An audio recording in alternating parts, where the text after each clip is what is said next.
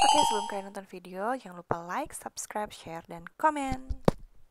Halo, welcome to my YouTube channel.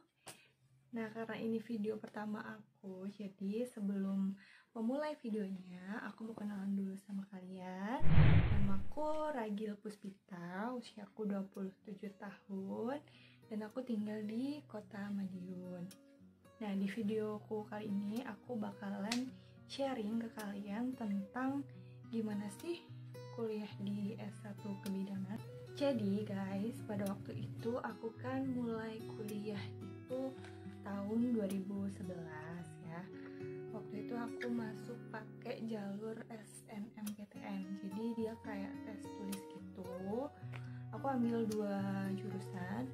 Yang pertama bidan di UB, yang kedua matematika di Universitas Negeri Malang. Nah, sebelum aku cerita gimana sekolah bidan di UB itu, aku mau ngasih tahu kalau pada waktu itu di Jawa S1 bidan itu baru ada. Yang pertama itu ada di Universitas Erlangga. Dia masuk di FK-nya pada tahun 2008. Jadi angkatan pertama itu tahun 2008 itu masih cuma ada di UNER, dan itu pun dia adalah program alih jenjang. Jadi dari D3 dia alih jenjang ke S1.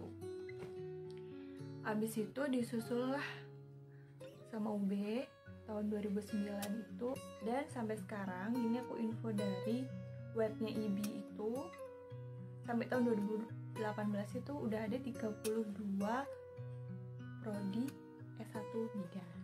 Oh ya, buat kalian yang nanya berapa sih biaya masuk, uang gedungnya, jadi yang sekali bayar pas di awal itu sekitar 20 jutaan. Habis itu untuk per semesternya, aku kan sekolah bidan itu 4 tahun untuk sarjana kebidanannya, terus 1 tahun yang untuk profesi. Nah, selama 4 tahun ini, 8 semester ini aku bayarnya 2 juta per semester. 2 juta per semester. Ya, 2 juta per semester ditambah 1.750 itu untuk uang praktek. Jadi, pokoknya aku tiap semester itu bayarnya 3.750. Profesi yang 2 semester ini aku bayarnya 12 juta. Tapi itu dibayar 2 kali, jadi ya 1 semesternya 6 juta. Apa aja sih yang dipelajari waktu kuliah itu? Pas awal-awal, jadi semester 1 dasar gitu, masih kayak ada bahasa Inggrisnya, terus kayak etik legal, kayak gitu-gitu. Jadi kayak masih dasar-dasarnya aja, belum ada tentang kebidanan. Di semester berikutnya barulah gitu ada muncullah kayak anatomi, fisiologi, terus mikrobiologi, farmakologi. Farmakologi itu kita belajar kayak obat-obat gitu.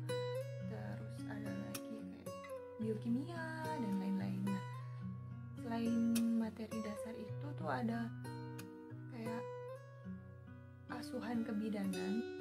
Dan asuhan kebidanan itu diajarkan secara bertahap. Jadi dari mulai dia pranikah, terus hamil, terus kalian juga ada prakteknya. Prakteknya itu tapi cuman dari pakai patung tuh patung gitu loh. Jadi kayak cuman buatan. Di semester 7 itu kalian bakal mulai disuruh untuk bikin judul skripsi kayak gitu. Jadi waktu bikin skripsi, kalau skripsi itu kan ada 2 macam ya. Ya, yang jelas ada kualitatif, ada kuantitatif. Nanti kalian bakal diajarin juga tentang EPIP. Jadi EPIP itu benar-benar khusus tentang penelitian. Contoh realnya, kalau kalian milih penelitian yang kuantitatif itu misalnya kalian pakai data rekam medik. Kayak aku nih, aku dulu pakai datanya rekam medik di salah satu rumah sakit di Malang. Terus dari data-data itu aku kumpulin, habis itu aku hubung-hubungkan, terus ditesnya pakai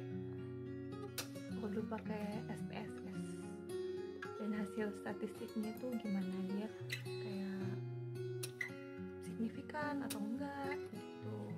Misalnya kalian meneliti hubungan antara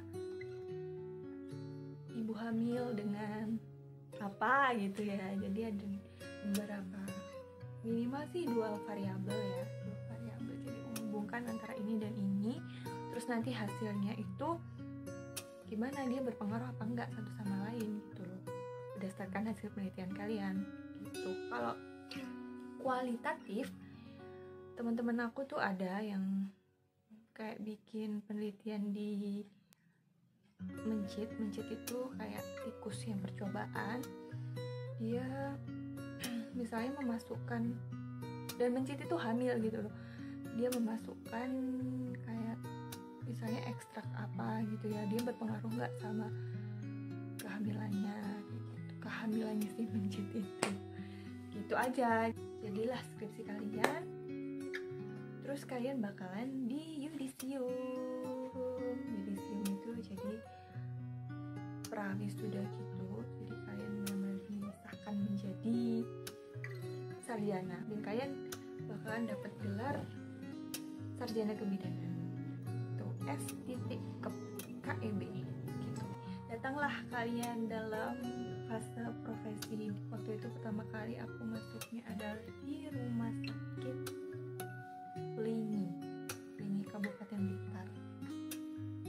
Waktu itu aku 4 minggu praprofesi, terus dilanjutin 2 minggu praprofesi, terus dilanjutin 8 minggu profesinya di sana. Jadi benar lama banget aku di sana, 1,5 bulan. Itu aku dinas di yang pertama banget, aku langsung dimasukin ke IGD, coba bayangin deh itu.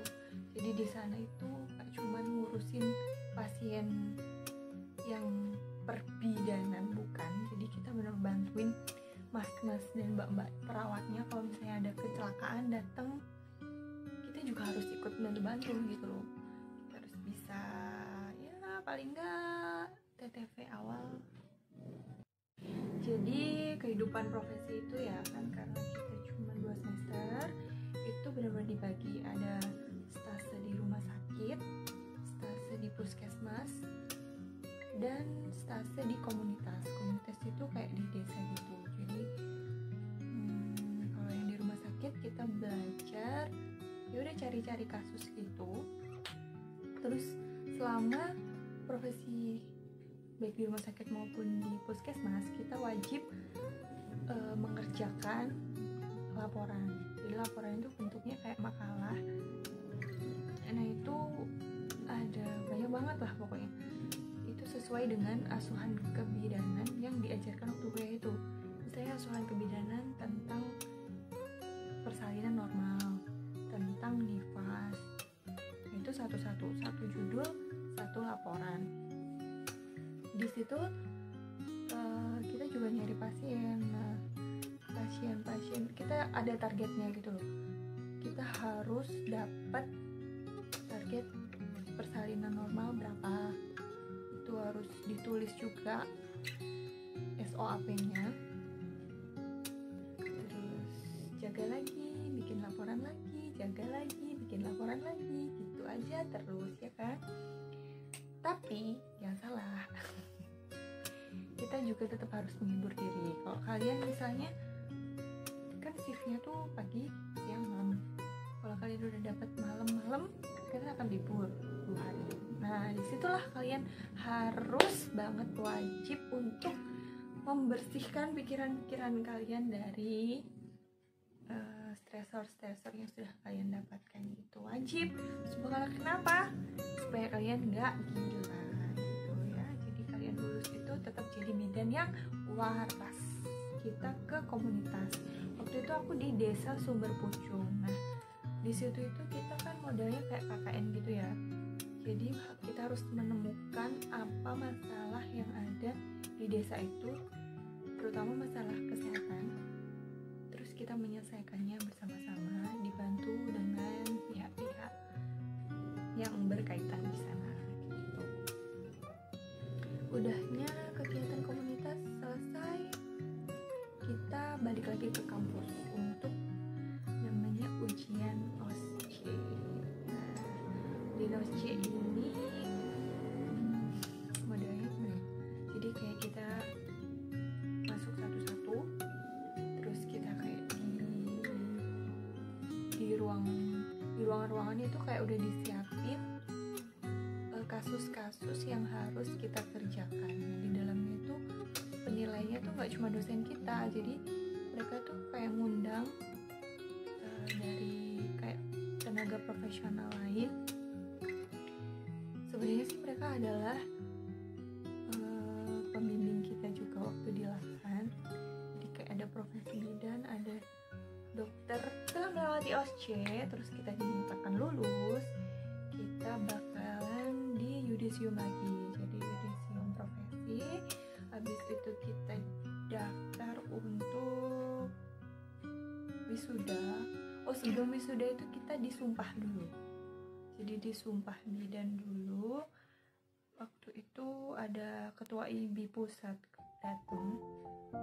Terus setelah sumpah ya udah kita wisuda lagi kayak sarjana dulu itu. Tapi gelar kita nambah BD.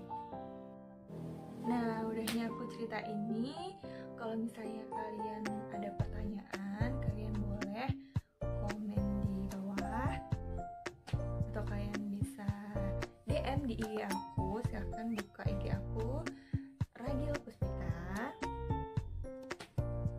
Terus di next video, kalau misalnya kalian pengen tahu gimana sih prospek kerja dari S1 bidan itu di zaman sekarang, di tahun 2020 ini, aku bakalan sharing ke kalian. Kalau yang mau ya silahkan komen aja, nanti next video aku bakalan bikin. Oke, terima kasih kalian sudah nonton video aku sampai selesai. Semoga video ini bermanfaat, dan jangan lupa like, comment, subscribe. See you to the next video. Bye bye.